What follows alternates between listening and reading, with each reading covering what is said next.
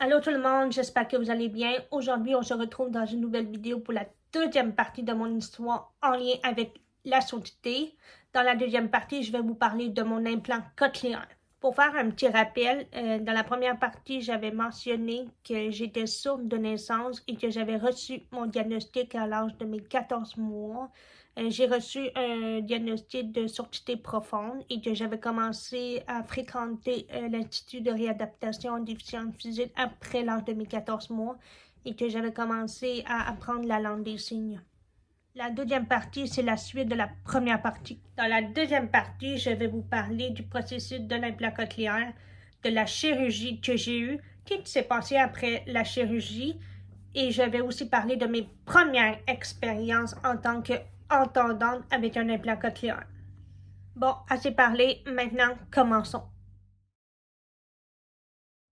Quelque temps après avoir reçu mon diagnostic de surdité, le biologiste a dit à mes parents que Sarah pourrait être admissible à un implant cochléaire vu qu'elle a une surdité profonde. Il faut savoir qu'un implant cochléaire est un implant électronique qui vise à fournir un certain niveau d'audition pour les personnes atteintes d'une surdité sévère ou profonde. Le biologiste a dit à mes parents que ça serait possible que Sarah soit éligible à un implant cochléaire parce qu'elle répond aux critères de sélection pour un implant cochléaire. Il faut savoir qu'il y a plusieurs critères de sélection pour avoir un implant cochléaire. Moi, dans mon cas, je répondais aux critères de sélection parce que de 1, j'ai une surdité profonde, ce qui veut dire que j'entends rien du tout. De 2, j'entendais rien avec l'aide des appareils auditifs. De 3, je ne pouvais pas communiquer efficacement avec une aide auditive comme les appareils auditifs. De 4, ma cochlée était correcte, ce qui veut dire que ma cochlée était sans obstruction ou malformation grave pour permettre la mise en place des électrodes.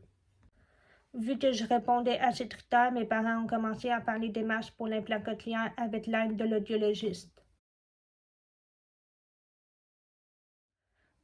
Il faut savoir que dans le processus d'une demande d'implant cochléaire, il faut passer par plusieurs étapes. Il y a l'étape des critères de sélection dont je viens de vous parler tout à l'heure. Après cette étape, il y a l'étape de l'évaluation. Pour obtenir une évaluation pour un implant cochléaire, il est préférable d'être référé par un médecin ORL, un audiologiste ou un audioprothésiste. Au cours de l'évaluation, on se fait évaluer par plusieurs différents professionnels. Dans mon cas, j'ai été évaluée par un ORL. L'ORL a évalué mon état de santé général. Il a procédé à un examen ORL complet incluant l'examen des oreilles ou autres examens. J'ai rencontré aussi un audiologiste. L'audiologiste a recueilli toute l'information concernant mon histoire auditive. Il a expliqué à mes parents le fonctionnement de l'implant cochléaire et les résultats attendus.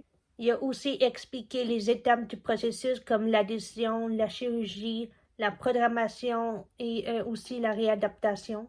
À part de ça, il y a la rencontre avec l'orthophoniste pour évaluer mon langage comme la compréhension ou les expressions.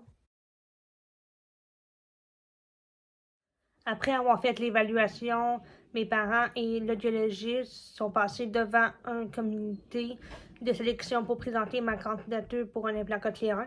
L'audiologiste et mes parents ont parlé que je répondais bien aux critères de sélection. Ils ont présenté tous les examens et les tests d'audition. Ils ont montré l'évaluation aussi. Ils ont expliqué pourquoi j'ai besoin d'un implant cochléaire. Ils ont aussi donné des preuves que j'ai bien une surdité profonde. Le comité de sélection veut des preuves et des explications parce qu'ils veulent savoir si l'implant cochléaire est la ressource appropriée pour la personne. Après avoir passé devant le comité de sélection et avoir déposé la candidature pour un implant cochléaire, plus tard ce même comité a rendu sa décision concernant ma candidature.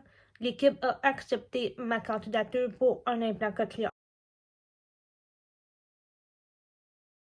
Après avoir su que j'ai été acceptée pour un implant cochléaire, il y a l'étape de la chirurgie, mais avant de vous parler de la chirurgie, je vais vous parler de la description de l'implant cochléaire pour vous donner une idée de quoi est composé l'implant cochléaire. Il faut savoir que l'implant cochléaire est composé de 2 parties. Il y a la partie interne et il y a la partie externe.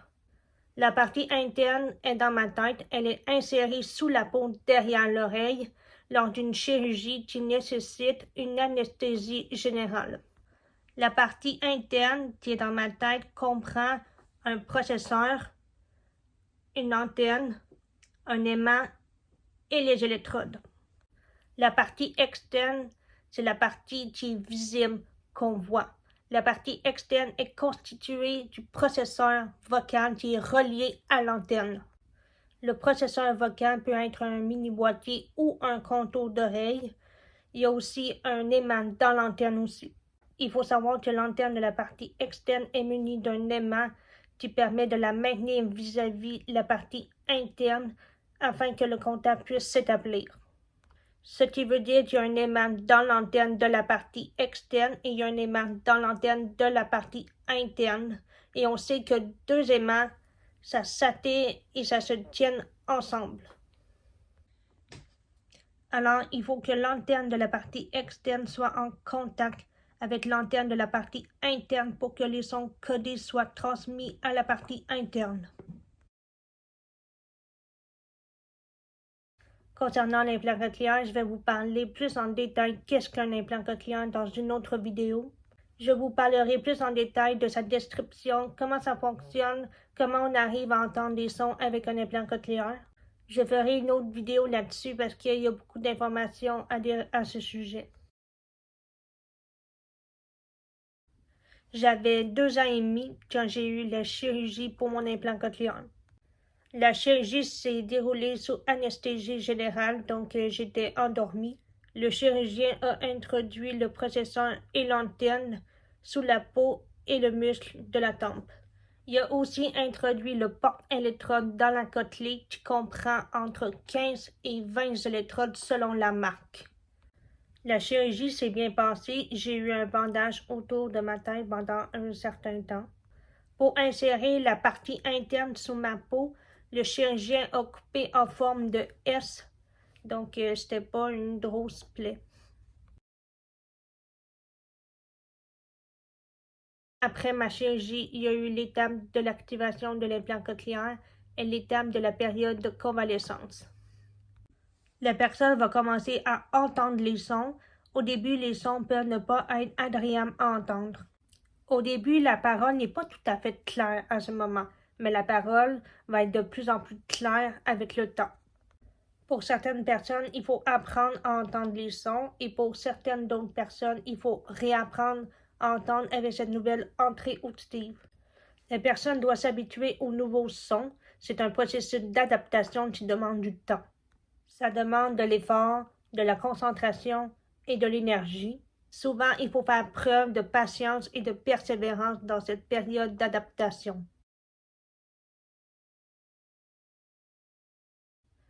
Après l'activation de mon implant cochléaire et la période de convalescence terminée, il y a eu l'étape de la programmation initiale intensive de l'implant cochléaire. Plusieurs jours ont été consacrés à l'ajustement de la partie externe de l'implant cochléaire. Après avoir complété l'étape de la programmation, il y a eu l'étape de la réadaptation fonctionnelle intensive.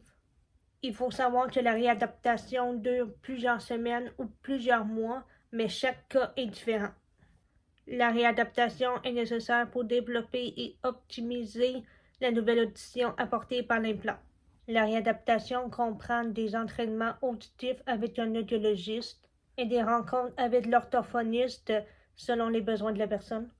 Il y a environ 3 séances avec l'audiologiste par semaine. De mon côté à moi, j'ai fait de la réadaptation plusieurs mois et j'allais aussi à l'Institut de réadaptation en déficience physique. Depuis que j'ai mon implant cochléaire, je vais rencontrer l'audiologiste 1 fois par année pour vérifier si j'entends bien les sons. Maintenant, je vais vous parler de mes premières expériences avec les sons. Lorsque j'ai commencé à entendre les sons avec mon implant cochléaire, ça a été tout nouveau pour moi. Pourquoi? Parce que je n'avais jamais entendu de son de ma vie. Pour moi, je ne savais pas c'était quoi entendre des sons. C'était de l'inconnu pour moi. J'ai demandé à mes parents comment ça s'est passé quand j'ai commencé à entendre des sons.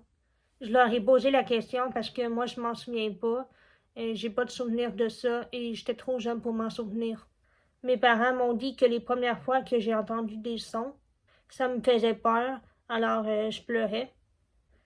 J'avais peur des sons que j'entendais parce que c'était tout nouveau pour moi. J'étais pas habituée d'entendre des sons.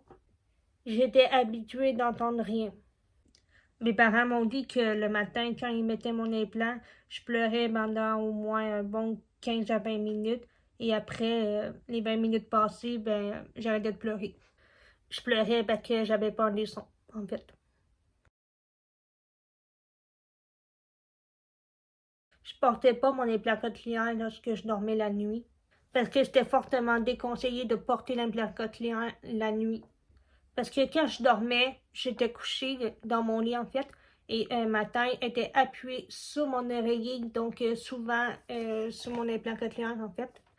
Il faut éviter qu'une pression continue ne soit appuyée sur l'antenne parce que ça peut causer de l'inconfort, des élancements, des douleurs et de l'irritation. C'est pour cette raison pourquoi je portais pas l'implant cochléaire la nuit pendant que je dormais. Et c'est toujours le cas aujourd'hui. Je porte pas mon implant cochléaire la nuit. Je porte mon implant cochléaire le jour et je l'enlève quand je dors la nuit. Porter mon implant cochléaire et entendre les sons m'a pris un temps d'adaptation parce que j'étais pas habituée d'entendre les sons toutes les journées. Avant de me faire opérer pour mon implant cochléaire, j'entendais rien du tout pendant 24 heures sur 24. Mes parents se souviennent très bien de la première fois que j'ai réellement entendu.